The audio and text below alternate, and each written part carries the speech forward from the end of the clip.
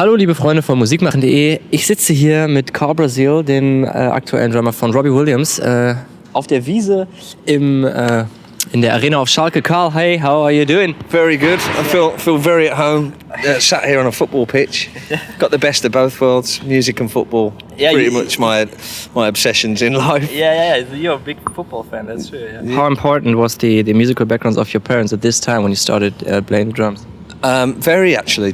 My dad and mum were very instrumental. They didn't force it on me, but I guess I grew up with music around the house.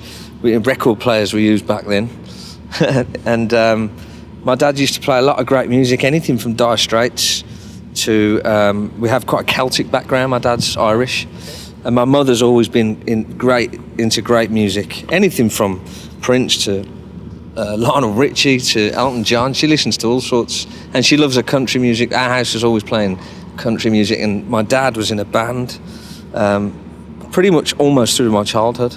So at weekends I would go and see him play and be totally influenced and inspired by the different band members. He always had great drummers. When I was born in 1977, he had his own band called Reno, and the drummer in that band, who's sadly not around anymore, Dave Simpson, he was a fantastic drummer. Very similar to, he had a feel very similar to Jeff Beccaro. Oh, okay. And as growing up, that was... Was he famous in the UK as well this time? I don't know if he was that famous, but he was known and respected in the Midlands, which is where I'm from, as a great drummer, you know, really, really tasty, tidy player, and he had a great voice, and he was really good looking. I mean, what more do you want? Okay, cool. Do you remember when you get your first drum teacher?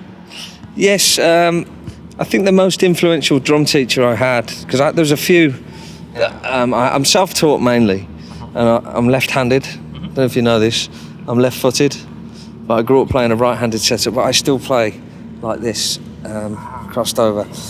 So when I was having lessons, I had lessons later on in life and coming out of school, and he picked up on a few things like that. But to name a couple of drummers that I would like to give recognition to, a guy called Gary Alcott first gave me some technical advice on literally how to sit, how to have your back, how to hold your sticks, how to set your snare up. But the most influential playing drum teacher for me has to be Steve Palmer, who's Carl Palmer's brother from Emerson, Lake and Palmer.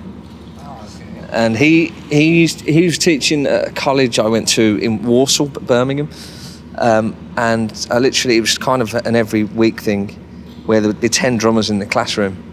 Okay. And some of the stuff he showed me was great, and in particular his personality really rubbed off on me, and I liked being around him, and he made drum lessons really fun. Okay, cool. Because my attention span as a child was pretty short. I'd be off wandering out, looking out the window and tapping, but he was great, and he did a lovely thing. He was the house drummer at Ronnie Scott's in Birmingham when he was there, and he had to dep it out for a year, so he gave me the gig as his student, and that just really made me grow in confidence and all levels of drumming, really, especially jazz. Jazz really wasn't my thing at all, but it was an insight and an education into the jazz world. But I have to thank him for that. So yeah, Steve Palmer would be the most influential drum teacher I've ever had, I think. Okay. What about jazz music? Do you like jazz music in general, or is it like one of the genres that you would not prefer to listen to in your private life? I don't mind a bit of jazz if I'm eating my dinner. No, joking. I like jazz, but it wouldn't be my first choice of music to put on. Jazz is great. There's some fantastic jazz music out there. I like improvised jazz. I'm trying to think of somebody to tap that off, but no, I've got no problem with jazz at all. I don't have a massive collection of it, but I really do. I do enjoy it at times. Okay, who's the most important drummer for you? Jeff Beccaro, without a doubt. I often have this debate. People say, not Steve Gadd, not so-and-so, not so-and-so. I just have to go with what came to me first as a young... and I guess down to my father again. He played me an album by a band called Fool's Gold, and the drumming was just phenomenal. And it was on vinyl. And when I looked at the credits, it was Jeff Beccaro. Yeah, this is incredible. And I was like, wow. The biggest list. The shuffle and the feel and the taste of the fills he chooses to do, and also his personality behind the drums. I watched him do the Paris show.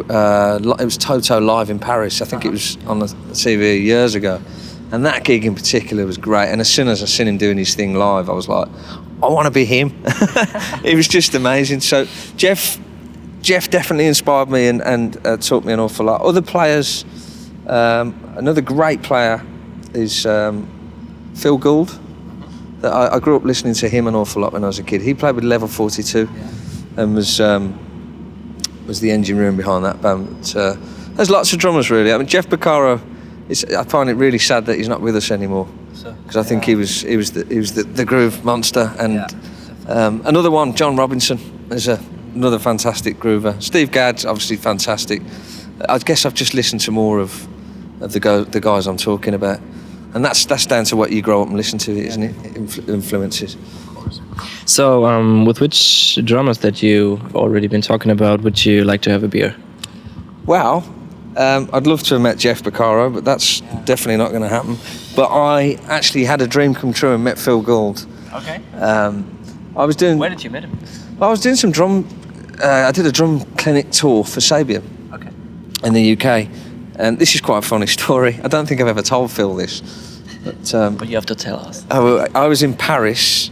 No, I was in Cannes with James Blunt doing the NRJ Awards.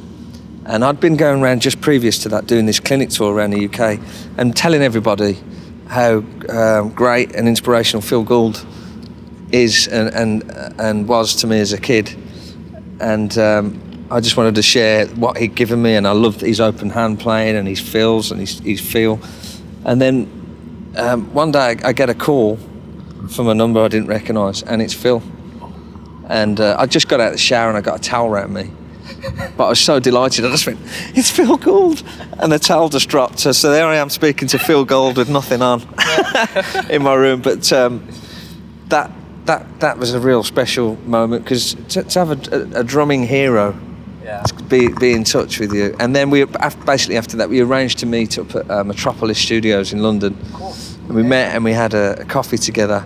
And since then we've stayed really good friends, and he came to watch the London Wembley show last week, and he sent me a text after, just giving me his thoughts and praise.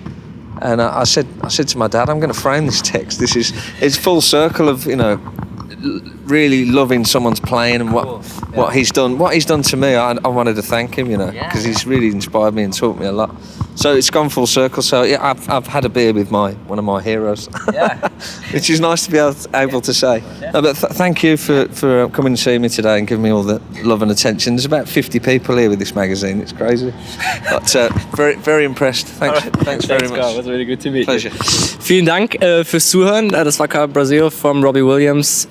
Ich habe zu danken und ganz schöne Grüße. Ciao, ciao. So I just wanted to say thanks to Styx magazine for coming and spending a bit of time with me today, checking out my setup and getting to know each other really. For all you readers, if anyone's coming to the show tonight, enjoy it. We're at the Feltins Arena for the first European show, the Robbie Williams Take the Crown tour. So enjoy it, and I'll see you soon. I'm going to go and get ready.